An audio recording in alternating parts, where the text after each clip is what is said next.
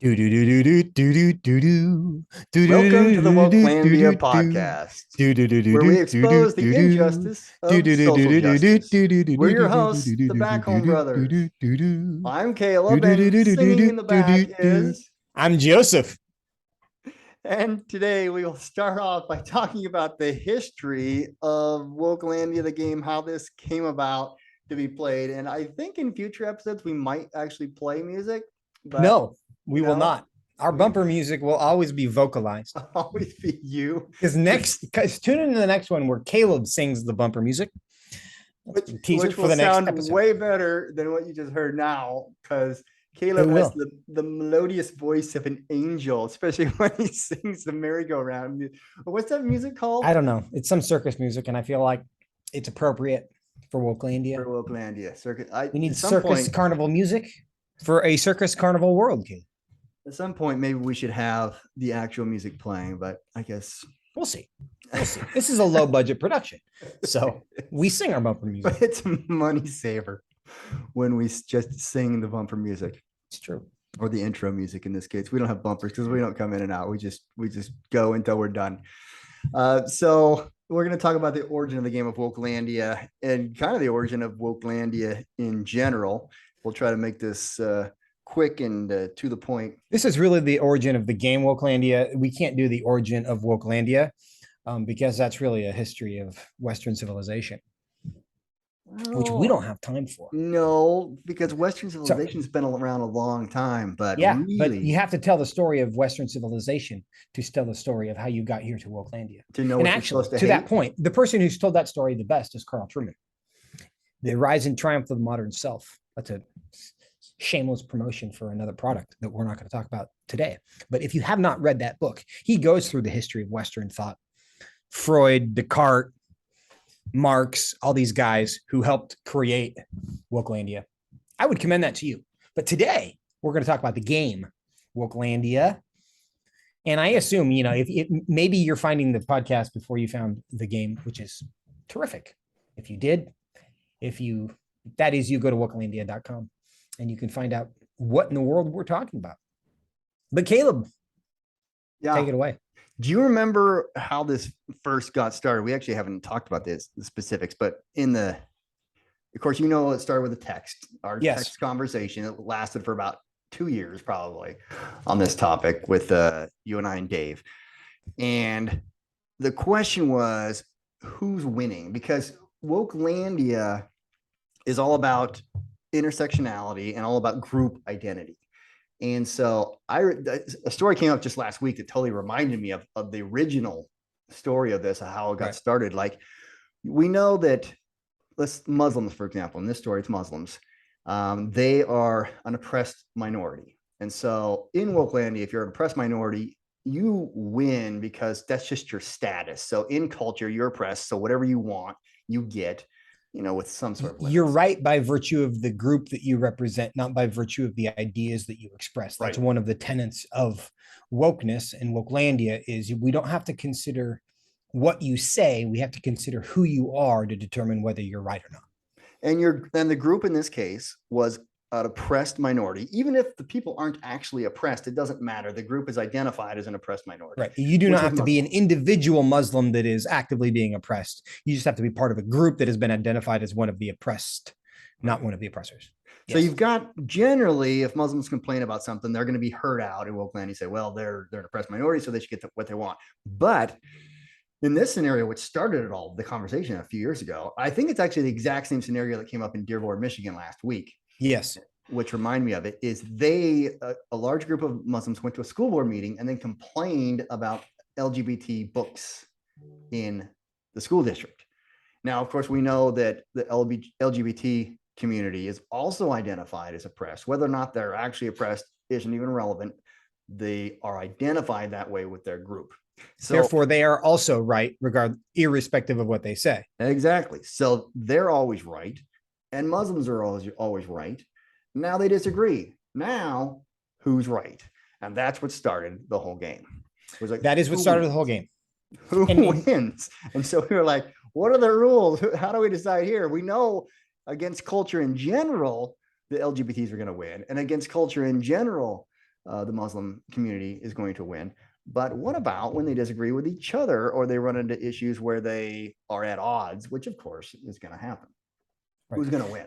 So who's going to win up in Dearborn and who's going to win in life? And so there's a hierarchy of all this. And that's what we put together. And there's a way to try to figure it all out and all the different variables that go into it. And that's so the game of Wokelandia is in our ongoing attempt to understand what the rules are of this game. Why do we not get to think about whether somebody has made a good argument or made a bad argument, whether this is a helpful idea or a harmful idea? Why are we stuck with the evaluation of, well, they're oppressed and they're disagreeing with somebody who is not oppressed, therefore they are correct, which is in later episodes, I know we'll get into kind of the epistemology, and that is kind of the big academic theological term for the study of truth. How do we know what is true? And historically in the Western world and in a rational world, we separate the ideas from the people. We consider the merits of the argument being made, whether the argument is true, whether it comports with reality, whether there's evidence for it, whether there's support for it. That's how you evaluate whether something is true or false. But that has been set aside, where the quest for truth, the determination of whether something is true, is based on the identity of the speaker. And that's one of the tenets of Wokelandia. And that's one of the things that we highlight in the game. But the purpose of the game has been to try to create rules and make sense of this, right? Because we look at this world, it doesn't make, why do we not know what men and women are?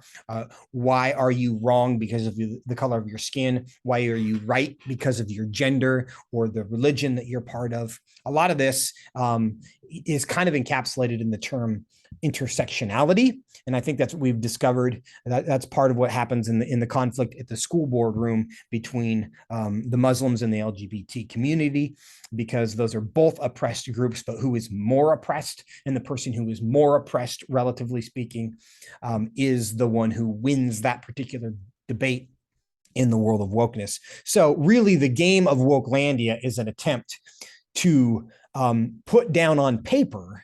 And so the rules of the game are the rules of life in Wokelandia. And at the highest level, it has to do with your identity. It has to do with your ability to virtue signal and your ability to avoid microaggressions. It's not about who has the most evidence or the best evidence or the best understanding of reality and truth. That's not even a factor, actually. That the left is at war with reality. They hate the fact that reality exists, and they're always constantly fighting against it and constantly frustrated that they aren't succeeding, as one would expect. You wouldn't succeed when you fight against reality. But the most points you can get is instead the determining factor. How do you get woke points or oppression points, really is the best way to put it. And you get oppression points by belonging to as many possible oppressed group identities as you can. And that's the game. You've got your 6 identity categories. You get points from each of those. You can get negative points too, which is a bummer. Like you and I both start out with, right. And a couple of examples of this, that I think illustrate this well. Earlier this year in Colorado, I'm forgetting the name of the town, but it's a Denver suburb, where they had a playground hours at the local elementary school where white people were not allowed. And it was a segregated playground hours, right? Yeah. Which you go back 130 years into Mississippi and people are like horrified by the idea that you have segregated playground hours, right? But this is 2022, Denver, Colorado. Denver, Colorado is trying to be a very progressive place, and it is a very progressive place in this particular jurisdiction. And again, I'm forgetting the name of the actual town and school, but every single elected person that represents that school district is a Democrat. From Congress to the state legislature. This is a progressive community, yet in their infinite wisdom, they created segregated playground hours. Why does that make sense? Why is that not automatically dismissed as racist? And that's that's one of the things we have to understand about Wokelandia that makes that clear. Why can you do obviously racist things that are not racist in Wokelandia by saying yes to certain people of certain skin color and no to somebody of a different skin color? That was something we thought we moved beyond a Yeah. long time ago, but clearly those are being reintroduced now. And it's completely regressive, in fact. And when you look at it from I guess from a conservative, or hopefully from just a what I would call a rational viewpoint, they are still, just as they were in the 1800s, segregating and discriminating against people based on their skin color. But the problem is they see that as good because it's making up for past oppression. And therefore, it's justified to do that because of the identity of the people you're discriminating against. When you discriminate against people of that identity and in favor of people of a different identity, then it makes it okay. And it, of course, that doesn't make any sense from our point of view. The best way to stop racism is to stop racism. But Ibram X. Kendi said that the remedy for past discrimination is present discrimination. And he, of course, is the author of the CRT book. And what the name is skipping, what's the name? He's written a bunch of CRT stuff. But it's his most famous work. And I've read it. And for some reason, the title is How to Be an Anti-Racist. Is that? Yeah, yes, that's the one. It's How to Be an Anti-Racist. Did he also write Anti-Racist Baby? I think he did. Well, I haven't read that one, but I did read the other one.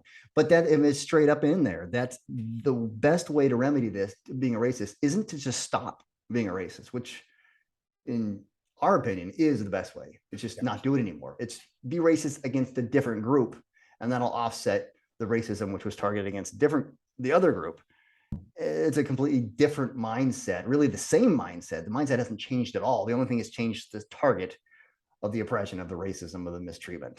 And the motive is what translates something from being racist and terrible from something that's racist and helpful. And I'll give you another example of that.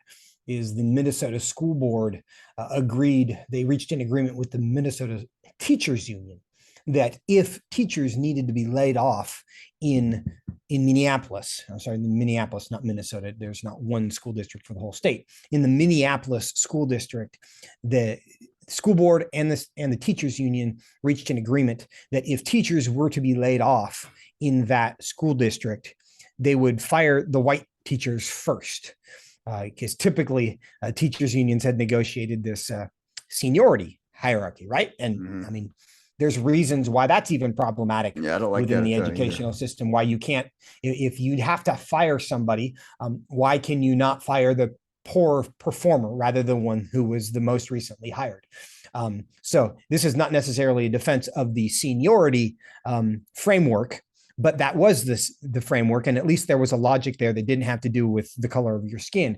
What those two groups came together to do was say, well, if we're going to fire anybody, we're going to fire the white teachers first. Now, of course, you apply that to the Latino teachers or the Black teachers or the Korean teachers. The idea that the teachers union and the school district will come together and say, let's, if we got to fire somebody, let's fire all the Mexican teachers first. That would be decried as terribly, horribly, foundationally racist and unacceptable. But you have an entire community and these are undoubtedly intelligent people, but that's how it affects their brains, where we can do racist things in good ways. Wokelandia, it works because they don't have, all about identity. Those teachers don't have as many oppression points. Therefore, they should be the first to go and the last to be hired. Whoever has the most points, and that's really what it boils down to. Nobody says it that way. They don't say points, but essentially that's what it is. You've got your categories of points, and white teachers have the fewest. Unless they've done some other things to make up for it individually, which sometimes does happen. And we can get into that a little bit too. Oh, we will. Caleb, who do you think, as people are listening to this and maybe being introduced to the game for the first time, who should be playing this? Who did you have in mind? Yeah, well, this is targeted really at pretty much anybody. Anybody who's open to, having some fun. If you're already a conservative and understand the conservative worldview, I guess I would say, you're going to find this to be interesting, kind of funny, especially with all the virtue signals and microaggressions, and then the descriptions of the different categories. The categories, by the way, race is the obvious one.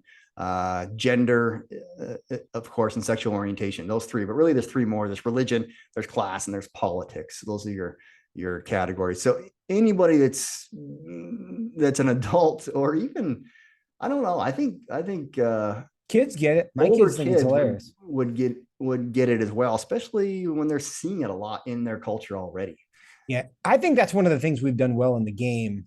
And for those who have kind of beta tested this for us, is what this game brings to the surface and crystallizes is things that we recognize in the world. We recognize that our identity is the most important thing about us. We recognize that those are the things that people care about most.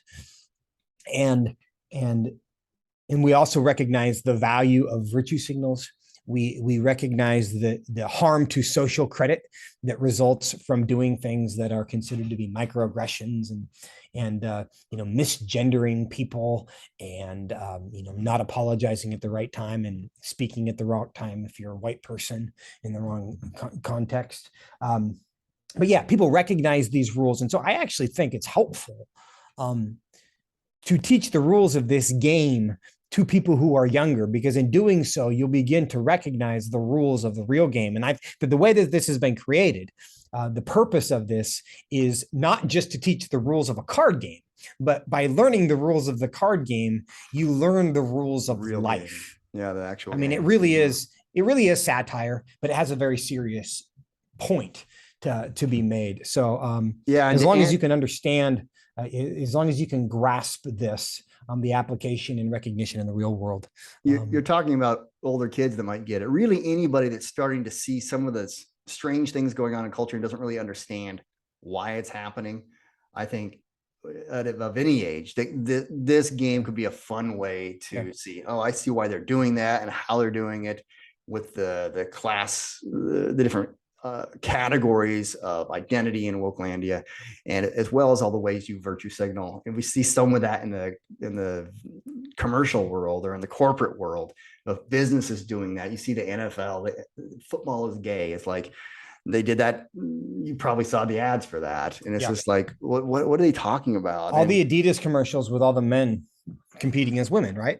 I mean, because they get all that backlash, and Adidas decides to run this whole national campaign. I didn't see that. Celebrate. Oh, well, you haven't even seen that one. Yeah. Adidas ran a bunch of commercials celebrating all of these men competing as women and how wonderful and beautiful and brave that is.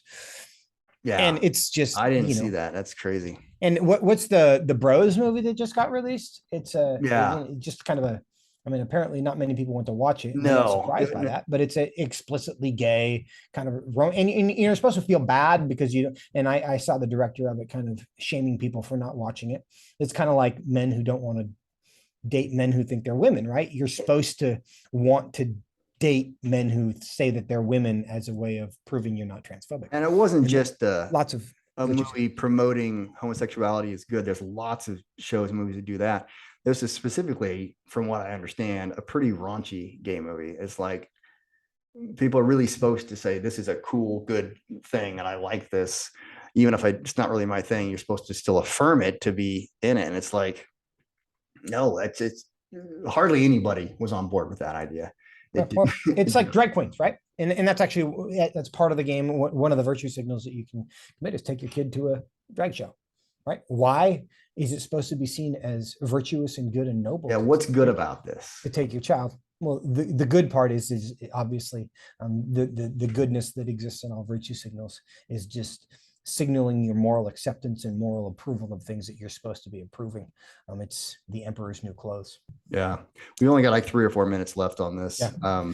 But like just that idea of the drag show for kids.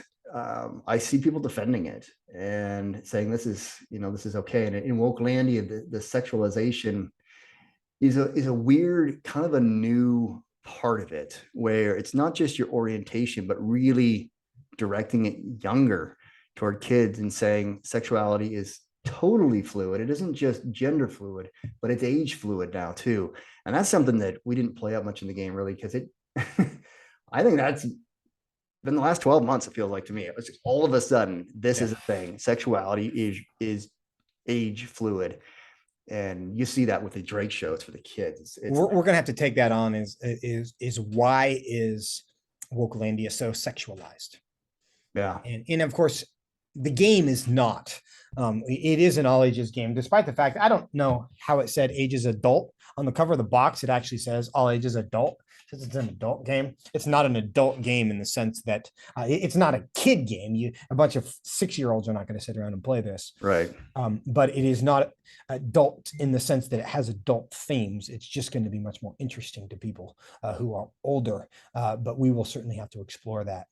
And I'll just say, Caleb, for my purposes, what I hope, we spent a lot of time putting this thing together, and I hope that people will develop not only an understanding of the world that they live in as Wokelandia, but really begin to recognize the signs of intersectionality, of the oppression Olympics, the categories of the oppressors and the oppressed. And when we, in future episodes, when we get into the rules, we'll really break some of this stuff down and kind of the logic of how this works. But my hope is that by learning and playing the game, you will develop an aptitude to succeed in life, because the rules of the game Wokelandia are really rules of the world that we live in now in important ways. And I think we've been able to define this in a way that makes sense to people, that I hope will be entertaining and fun, but ultimately will help you to survive something that is assaulting you, whether you know it or not. An amusing way to learn something very serious in real life. Which is why I hope you'll play it with your kids. I mean, play it with your kids and you can talk about these things. But I hope schools are going to get this thing. I hope small groups will get this. I hope there are groups of kids who are using this game as a way to understand the world around them, and not just for the sake of, well, we don't laugh at it and think it's funny, even though some of it is kind of amusing, but fundamentally, it's not just funny. It's super dangerous and it's really harmful to people's lives. It's destroying a civilization. And unless we do something about it, we are all going to be in more trouble than we even are right now. And this is our fun little way of trying to do something about it. Yeah. And on our next one, we're going to talk specifically about the rules, how to play it, and then some specific examples on how it applies to real life, but also how it applies when you've got the game sitting in front of you. So we're going to be doing that next time. Looking forward to having some fun on this podcast, as well as fun with the game. Hope you guys can join us on a regular basis and get the game, play it, have some fun. Thanks for listening to our first episode of the Wokelandia podcast. We'll see you next time.